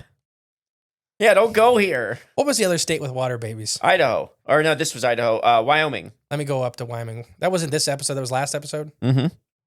Or you talk for a minute. Yeah, but we didn't talk. I didn't think we talked about this lake in particular. I thought it had Massacre Rock too, but it may have just been with a massacre. I think maybe that was it. I don't remember Massacre Rock. I mean, maybe, but I don't remember anything. You know how that is. I'm getting confused. I wrote this thing. I found the articles and pulled a bunch of stuff together, but I've been doing this for weeks, so some of it I don't remember anymore. I was going to say, you can probably be crossing lines too, or get a lot of information mixed up together that in your own head that's not in fact happening. But it was Wyoming. Did we talk about it off air? I don't see it. Did we not do water babies yet? Yeah, we did. You said what state it was? Wyoming. Yep. Was that this episode or was that last episode? I think we did Wyoming episode 1. All right. Or it was Nevada, not Wyoming, Nevada. No way did we pause the recording and go all the way back in 115 pages of notes. Well, I knew it was episode 1, but it was not Wyoming, it was Nevada with Pyramid Lake, Yes, not Massacre Rock. you're 100% right. Good thing we checked the notes. Good thing we checked the notes. We paused everybody and went back. I think they can figure that out. All right. Kansas. Oh, we're not there anymore, are we? No, we're not in Kansas anymore. Oh, wait. Topeka. It is Topeka. What do you think of Kansas? What monsters or myths or Sinkhole creatures? Sam. Yeah, that's about it. As far as like immediately what pops to mind. I think of Sinkhole Sam and I just think flat. Flat is all I think of in Kansas. Those are the two things. Yeah, I mean, not either, both are correct. You ever driven through Kansas? Yes. It's awful. Did not enjoy it. It's very flat. Yeah. I mean, it's like around here, but we at least have some trees. We have bushes and trees. Yeah. Kansas doesn't. We are flat in our part of Ohio, but we have plants. Yeah. Kansas doesn't have. They have corn and dirt. So Kansas has a very fascinating one. It's probably my favorite one in the whole list. Sinkhole Sam. The terrifying legend of the Hamburger Man. This is it. This is what we talked about at the beginning. Mm-hmm. All right, it's here. All right, I'm ready. You ready for the Hamburger Man? Yeah. The Hamburger Man. So my guess was either it's a giant hamburger guy, like bun and everything, or is a man made of hamburger meat, like a gross meat man. Ground beef. We'll see if either of those are right. Okay. So let's talk about the Hamburger Man. So you can actually, most of this is in Sand Hill State Park. With the cranes? Yeah, actually. Okay. In Kansas. Nice. So you can go to these areas and stuff like this. It's a state park. I don't know if it needs a pass. Some state parks, depending on your state, require like a parking pass. Mm-hmm. They're normally like $5. Which is ridiculous. Depends. It's ridiculous. I like it because it makes fishing better in a lot of state parks. Because generally the hicks like fish and throw beer cans and scream and yell, they won't pay $5 to go fishing. Right. Yeah, I guess that's true. Which I drink and stuff like that. But I'm respectful of nature and other people. Mm-hmm. As we should be. So Sand Hill State Park rests on 11 acres of land located just some 6 miles of Hutchinson, Kansas. In addition to this multitude of sand dunes, grassy plains, marshes, and lush forests, the site is allegedly to play host to a serial killer. Oh, that's the Hamburger Man. Oh, no. That has a taste for human flesh, known as the Hamburger Man. Don't tell me he's making hamburgers. The tale begins. Sorry, I'm trying not to laugh just because your face. When you realized you were thinking like a big Mayor McCheese. Yeah, I was all hyped up for this one. Like the tale has begun. Its beginnings in the 1950s when hikers started coming up missing near the state park. Keep in mind, it's 11 acres. Or as I say, 11 acres, right? the state park is 11 acres? Is that what you're saying? Yeah. Okay. So there is other land by it, national park and stuff like that. The actual little state park where you can kind of go and see for legend tripping is like 11 acres. It's a nice little park. All right. So hikers started coming up missing near the park, and locals nicknamed Hamburger Hill. When, with no trace of them could be found, rumor mill began to churn with a fascinating story that is designed to overcast with the playing on individuals who made the mistake of straying off the tracks. Antiquities of our predators. I can't read that. Those 2 words you just said. And before he transformed into a bloodthirsty killer, they claimed to him to be a farmer who had suffered extremely terrible burns, mostly on his face, from molten plastic. Shut up. You're making fun of my dad. What really burnt his face? A house fire. Okay, yeah. My dad's the Hamburger Man. But no, they were. I'm trying not to laugh during this one. This one's serious, but has some funniness in it. Yeah, goes the names of things. Right. Yeah, but of molten plastic. If anyone doesn't know, but yeah, my dad got burnt by molten plastic on his face, and specifically. So yeah, he's the Hamburger Man. This is the dumbest season finale we've ever done. Hey, it's fun. It's been entertaining. Yeah, because you fall asleep during normally. Normal ones because they're 10 hours long. I mean, we're 4 hours into this one. Yeah, we're not even halfway there. We're not at all close. Rather than this, okay, so he had tons of burns, mostly on his face from a house fire. Rather than subject himself to the stress and cruel remarks of morbid curiosity public, he retreated into a rundown shack deep into the woods, where very few ventured. Oh, not the shack. It was said he started a podcast. Okay, no, it was said Hey, back on track. that the years he'd spent in isolation, never seeing or speaking to another living soul, had slowly driven him insane. No longer a member of society in any sense, the only rules of conduct he obeyed was ones he created and improvised on himself. His moral code was encoded long ago. He began to view that hikers unwittingly passed through his quote-unquote territory as just another source of sustenance waiting to be harvested. Fava beans. Since those who encountered the madman in the woods weren't around to share any details of their ordeal, the town gossiped was more than happy to do so. The tales of woe and gruesome, to put it mildly, according to those who knew, the degradate in the woods who stalked his intended victims from afar, waiting until they were well off the beaten path to strike. When he was certain that his target was alone and completely unaware of his presence, he would pounce. After subduing them with a butcher's knife he kept in his hand at all times, he would then drag the unconscious victim back to his shack, slowly dismember them, and grind them into hamburger meat. Oh my gosh.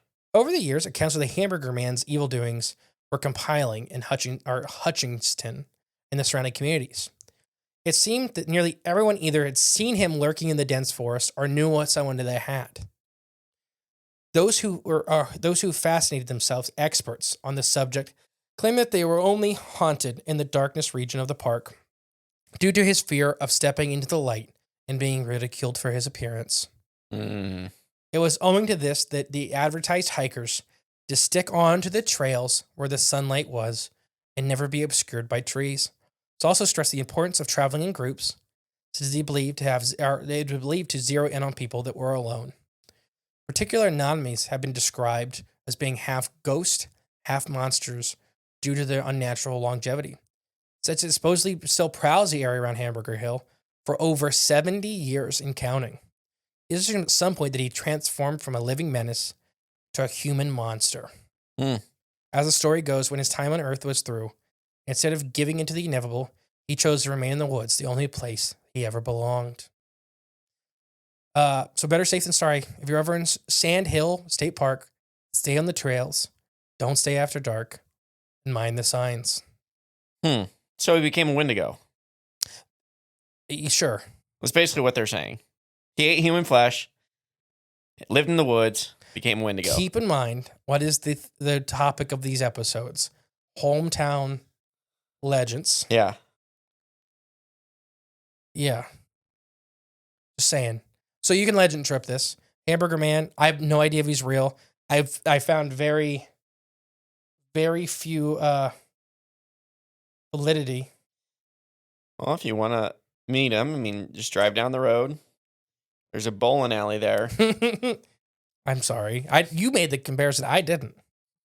Oh, and just you go and he got face burnt by molten plastic. That could be anybody. Yes. Anybody. Could be. 3 people. Anybody of those 3 people. One of them is a Hamburger Man. Yeah, it is. Yeah. Poor guy. That one's name's Fred. Yep. We're just waiting for my dad to snap here soon. He already has. He does have that meat grinder in the middle of the woods out back. That or the one in the kitchen's massive. Yeah, but that one's too clean. And that axe he kind of drags around all over. That's just at home. And he waves at people all funny. Only the lost people in the woods. Because he can't see. Oh, yeah, that's why. Yeah, he can't see. Who is that over there? I've heard him say that. He'll wave at somebody. He's like, who is that? Yeah, he can't see He can't see. out of one eye. That's why he stays in the shadows. Mm-hmm. Anyways. No, the Hamburger Man's Sand Hill State Park, Kansas. Not as fun as I was anticipating. Not nearly as fun. I knew you thought the second I said it was like a big Mayor McCheese. Yeah. Literally, I was thinking Gene from Bob's Burgers in his hamburger suit. Yeah, Bigfoot and What is it? burger squatch. Yeah, something like that. Yeah. So there's no tangible evidence to this. It's just a fun, perhaps, story. I don't know how it started. It's 70-something years old. Yeah. Well, I'm sure people were going missing in the state park, and that's how it started, and they just wanted to work, like, hey, just stay on the path. There could be a killer out there. We don't know, but if there is, it's the Hamburger Man. I think the state park really latched onto it in recent years. Just to keep people on the path? Keep people on the path. Well, I wonder if they're... Well, we know it's state parks. There's some strangeness with state parks. Yeah, and this could just be a way to deter people from wandering out in the strangeness and discovering something they're not supposed to. But supposedly Sandhill State Park is very nice. It has some hiking trails that are a little rough and some that are much more for everybody. So it's known as a nice, place to take a family for the day or whatever. Well, I heard the rumor is that there was a bunch of sandhill crane nests in that area, and they just want to keep people out of it. So It could be. they don't want to disturb the Mothman sightings. And through the summer, they often have food trucks, including a Hamburger Man van that comes on Saturdays. Well, now I definitely don't believe it was ever anything real. If they're making a food I truck, I made that up. Oh, okay. I'll say that's some really deep digging info. If you're finding the food trucks that are showing up at the festivals. I mean, it just seems like it. I don't know. Like you said, maybe a hiker did go missing, or something did horrible happen, and that's how a lot of this stuff happens. Starts like the last guy we just talked about, his grave. Yeah. He didn't do anything as far as we know Right. to promote that story. Right. He had a weird looking crypt, and the locals built a story around that. Yeah. So yeah, Hamburger Man. That one, when I seen it on the list, I'm like that one has to be here. Oh yeah, it's a great name. The Hamburger Man. All right, what's next? Where are we at now? We're gonna head to Nebraska. Nebraska. Have you known anybody that's ever lived in Nebraska? That's a very good question. That feels like one of those states It's not real. that I've never known anybody. Not that it's not real, but the government lies to us a lot. Right. It's just a phantom. If you're from place. Nebraska, please comment below. What's the capital? Oh, did I even do the last one? Yeah, I did. Topeka, Kansas. Yeah, Okay. you got the last Nebraska, Lincoln. one. It is Lincoln. Yep. That's one of the few ones I could get. Yeah, that one's an easy one. Yeah, just because it sounds right. Right, it does. They go hand in hand, like spaghetti and peas. So, if you couldn't tell, we're starting to get to the point where we're getting some similar stories from way across the country, Okay. like the Pyramid Lake water babies and the Massacre Rock water babies. Mm-hmm. So, we're going to talk about a Nebraska legend that is in Hunley Park, Hummel, Hummel, Okay. Hummel, Or H-U-M, Hummel. Hummel. And what cryptid do you think of for Nebraska? Oh, thank you. Yeah, I forgot. Shaka Waricon again. Okay. Just kind of like Nebraska, Wyoming, Montana. I want to think of something like corn, monster in the corn. It's just something, I don't know why. I'm just if you tell me Nebraska paranormal, it's gonna be Shaka Waricon or Bulldog Bear. Shaka Waracorn? Shaka Waricon. Yeah. It's like a Shaka Waricon mixed with a unicorn with a corn cob Okay. horn. A corn cob horn, yes. Okay, I like it. Oh. A unicorn. We need that as art. So dumb. We're so dumb. All right. Shows hot garbage. Please, someone send us a picture of a unicorn with a corn cob horn, or a corn on the cob horn. That would be fantastic. A unicorn. A unicorn. All right. Hummel Park, or how'd you say? Hummel. Hummel Park covers 202 wooded acres in Omaha, Okay. which is Nebraska. Nebraska. Which is what? I was picking on you. Oh, okay. Because Omaha may have been the one I would have guessed was the capital also, if I didn't I could remember see leaking that. off the... Because Peyton Manning. With that and like Mutual of Omaha, I don't even know. It has nothing to do with the city. It just is a word I recognize. Fair enough. So it's a very pretty park and very popular for sports like hiking, picnics, and other recreation activities. But there's an extremely creepy urban legend that lurks in the depths of the park. And if you guys want to go, it's located on 3033 Hummel Road. It's a park. You can go. There's a parking lot. Many believe that Hummel Park is haunted, and visitors report seeing everything from orbs, hearing voices, and having the distinct sense of uneasiness and dread. Just that. And that's Dread. If anybody's not really familiar, the sense of dread is something you should never ignore as a human. It is innately built into us to protect us. Trust your gut. Always trust your gut. Mm-hmm. Like if you feel like something's watching you, most of the time it is. Right. Whether it's something harmless or not doesn't matter. But your body will let you know. We've talked about that. They're basically, the inside of your brain is always taking pictures and comparing the pictures. And when something moves, it's like, hey, that was in the background move, big cat. Right, yeah. I mean, that's probably what it mostly was built for, was so your stomach starts mountain turning. lions and stuff like that. Yeah. I've been around mountain lions. You don't know they're there until you know they're there. And that's very frightening. Mm-hmm. Like, here, kitty, kitty. I've been around a mountain lion one time. In the back of the garage, the barn? My grandpa's barn, yeah. Neighbor Mark had a mountain lion in a cage. So, this park also has an unfortunate side, but it has a really cool nature center with a Facebook page. They do little, like, nature talks and stuff like that. Oh, neat. There's also been a lot of murders. Oh. I was trying to sandwich it in there and didn't do a great job. Yeah. So the park has also been home to a few unfortunate murders and untimely deaths. A few decades ago, it was a fairly dangerous place with a lot of crime and extreme gang activity. Okay. Nebraska. It is no surprise that this place would be the center of several urban legends. It is quiet and still, and even in the middle of the day, walk away down the path and you'll feel very, very isolated. It's one of those places you can just kind of disappear into. It's a pretty big little park. It's a pretty big park.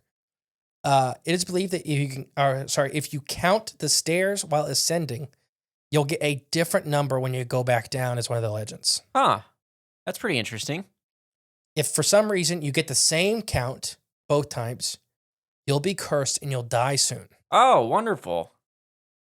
The creepy story is about a family, or there's also another creepy story about a family of evil people that live inside the park. The people are said to be albinos. Are you serious? Are you joking? Who live here, hidden from society for decades. The people hide from the visitors among the trees, slowly stalking them. Some say they actually live inside the trees. When they get hungry, they'll attack lone visitors and eat them.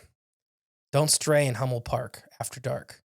The legend continues, or you might fall prey to the cannibalistic albinos. Kind of sounds like what you mentioned earlier on episode California. 1. In California on Hicks Road? Hicks Road. Yeah. It's the same. It's very similar. Same phenomena? Colony of albino people. I think you're right with the pale crawler thing. Yeah. No, some of the stories from this part, I'll talk. I got 2 more paragraphs, then Yeah. The legend has been circulating since the early 1966, has remained fairly popular. Like most urban legends, everyone knows a friend who's had a cousin who has a boyfriend who saw the cannibals, the albinos, but there's very few verifiable firsthand accounts. Okay. That's it. Like I said, I had one more little paragraph. Yeah, no, I think you're onto it with the pale crawler thing. If there's realness to the pale crawlers? to this. Oh, to this. Okay. To the quote unquote albino people. Yeah. That maybe somebody did see one or a pale crawler a couple times, and that the story grows. Because the pale crawler phenomenon is real and scary. Yeah, it is. Both those things. And this park has a pretty dark history. It does not. Now it's been gentrified pretty well through. It's much safer now than it was, several decades ago. Yeah. But this park has a pretty dark past. Like 5 or 6 murders, and then like 4 or 5 weird deaths that nobody can explain. That's not good. Like one guy got hit with a rock. I'm not even joking. Man, okay. Yeah, that's not good. Well, then we know it's not Bigfoot. That's for sure. Unless you were dressed up as a Bigfoot, pretending to be a Bigfoot, identifying as a Bigfoot, and Bigfoot got angry. Oh, then okay. That's a reference to the Sasquatchologist movie. And the guy that greatest Bigfoot movie ever. I think so. I firmly believe it. I really do. I mean, it's up there with Harry. As far as, yeah, I mean, it's hard to compare anything to Harry and the Hendersons. As far as, anyways, it doesn't matter. Remember, if you live in Nebraska and you've been to Hummel Park, and you've survived, put the picture on Facebook. Yeah, let's see the sign. Like, welcome to Hummel Park. Welcome to Hummel Park. And No- there's like a bite mark out of it. Yeah, no murders since like 4 days ago. Yeah, just reset. How many days since last murder? Like the little. Yeah. Oops. 6. We got to get up there and reset it. Right. Yeah. Dang it. Do we have to classify them? No, just hide the body. Then it doesn't count. Yeah. So, I mean, what do you think of this one? You think Pale Crawler started it all? Probably. Tons of orbs. When I was looking, I came across a bunch of Reddit posts about people asking if there was like laser tag back there one time and stuff like that. Mhm. And it was orb activity. Man, so it's going nuts back there. Yeah. I just wish, I maybe not wish. Well, I do. I think one day we'll figure out, have a better understanding of this phenomena, like that's going on in the woods with the orbs and all these weird creatures and stuff. Well, the government already knows. I know they do, but I'm saying I think we will too. You and me, we'll figure this out somewhere or another. We'll connect enough I the don't dots. have to. I'm good. No, but I mean, I would like to just understand. I'll ask God when I die. Well, there's that part, but I would like to just understand it a little bit better because it's just so. It's breaking the mold of what my brain has been taught. I guess a lot of this stuff does. Is why I like it, and a lot of people like it. But I want to. The answer is probably interdimensional fireflies. I mean, nothing more than big bugs from another place. Well, I would like to know. I'd like to figure that out. Yeah. So hopefully one day. You want one more for this episode? Oh goodness.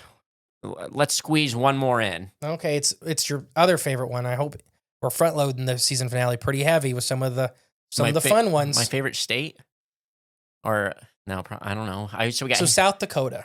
Oh, okay. Oh, South Dakota, Pierre. It is Pierre. Yep. My brother always had the joke. What do you call a French guy in the desert?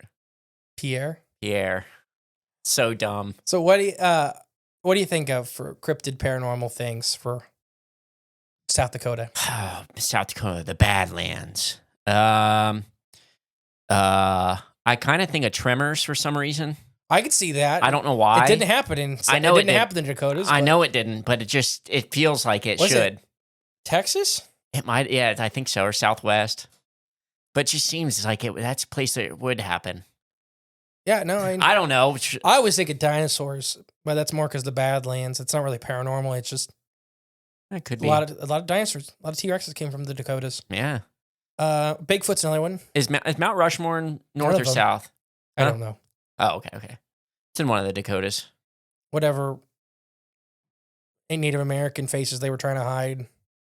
I don't know. Anyways, the Tukey. The mysterious Bigfoot-like creature of South Dakota. Okay. And why? So I didn't do a lot of Bigfoot-like creatures for this whole list. Because we could do one for every state, I'm sure. Hundreds of them. Yeah.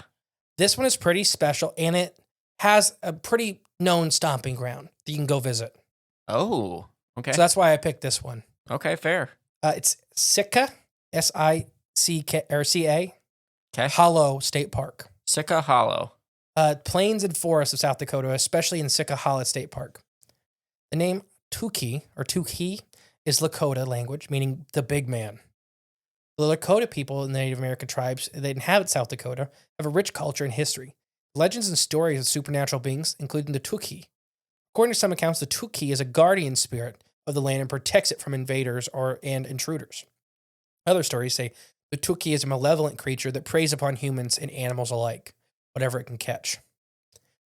The first modern sighting of the Tukey occurred in the 1970s when a film crew scouting locations for a zombie movie near Sitka Hollow.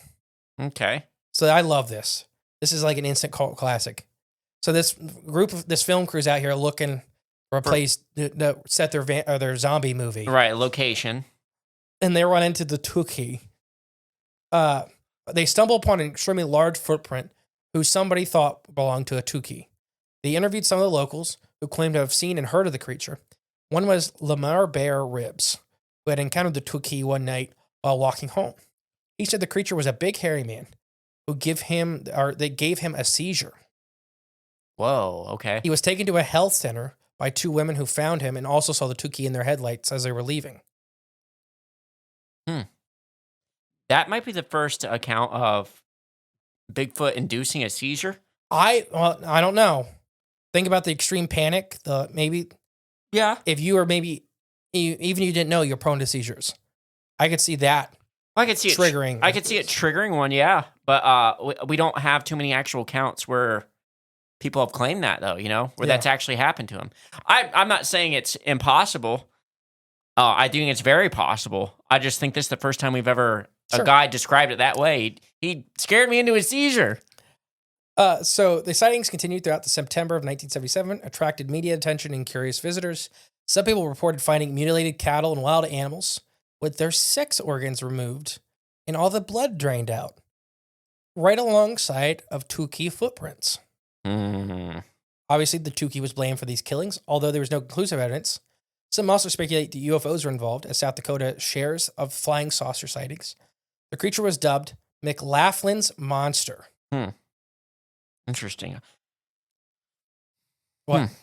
I don't know. Says a nearby town also had a bunch of sightings. It was between Sitka Hollow State Park and McLaughlin in South Dakota. Yeah. Had tons and tons of sightings. Shoot, this would be a cool place to visit. And I wouldn't mind seeing this one. The sightings died down after September in the year. The Tukey did not disappear. He was sporadically over the years in various witnesses, including hunters, campers, and farmers. He's also been featured in movies and books, such as Tukey from 2017, a horror film by George Denmick, and Werewolves in 2019, a graphic novel by New Pentagram Studios. Oh, great.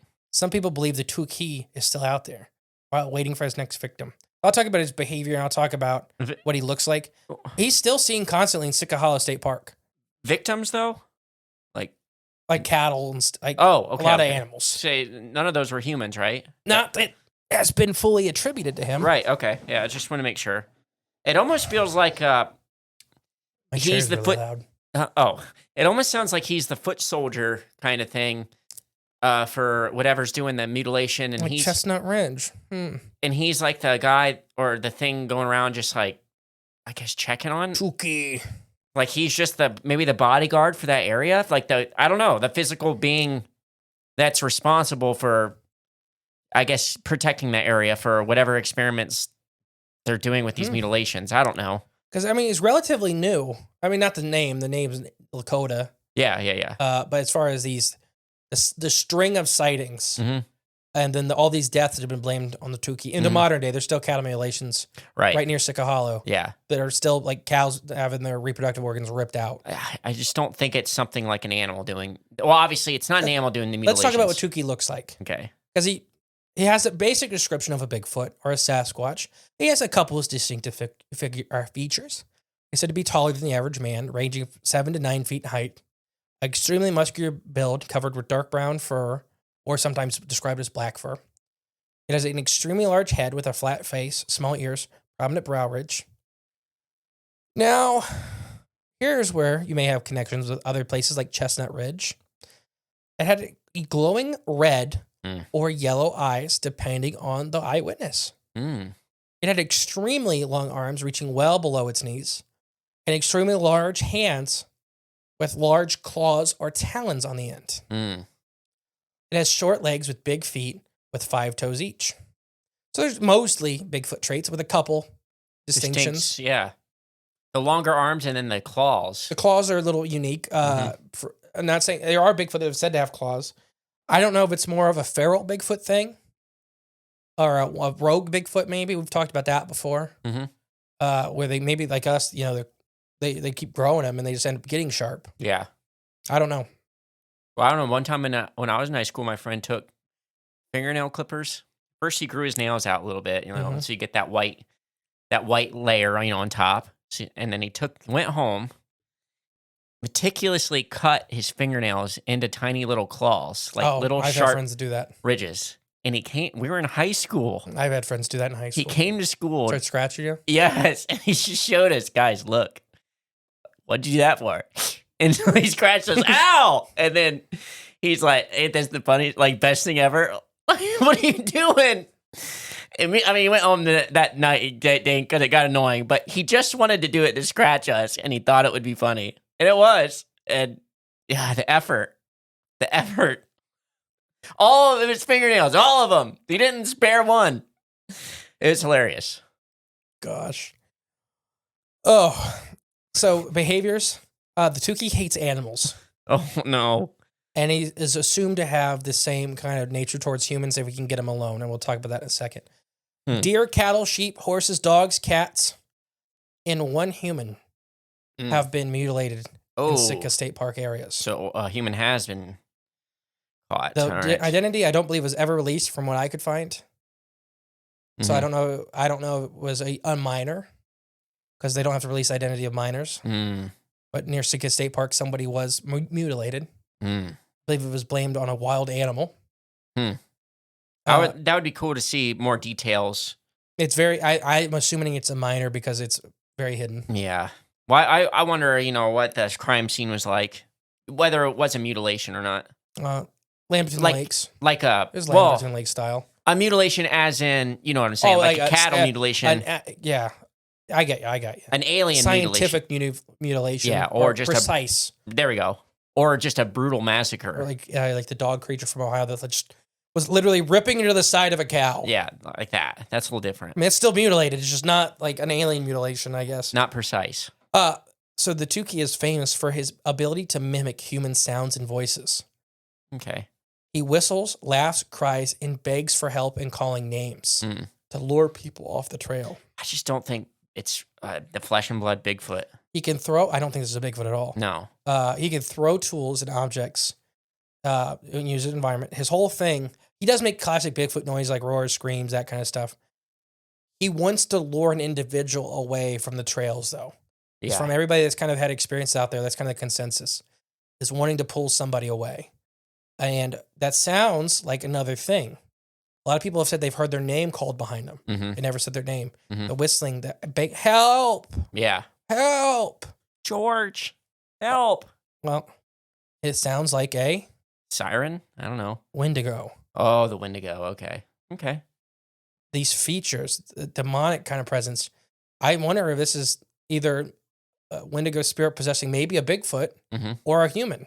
Because I know the classic deer skulled Wendigo is not real. Like as far as the original traditions of Wendigo. Okay. They were much more they look like giant feral versions of whatever they started as. Okay.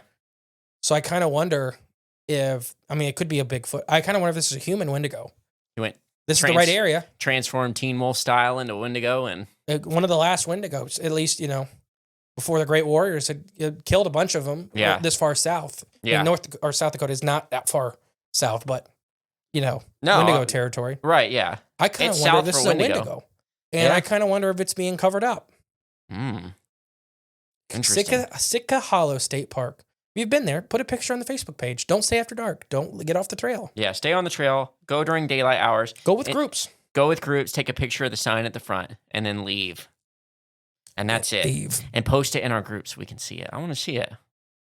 I want to see listeners at some of these places. It'd be awesome. Just stay safe, everybody. Please stay safe. That's been part 2, season 6 finale. Legend tripping. All right. Anything else? After hearing all these, I'm just getting a little bit hungry, and I think we should end with some flavors of the forest. Just sprinkle it on top of this episode. Delicious. Bigfoot breath. Get it at flavorsforest.com/corn. All right, guys. Bye. Bye. Hey, guys. Thank you for listening to Cryptids of the Corn podcast. Remember, the best way to support the show is share it with a friend. But if you are craving more of the J clones and more from Mr. E, there's always extra content on Patreon and our paid member space on cryptidsofthecorn.com. We'll catch you next time with more exciting, fun, and informative information. Bye.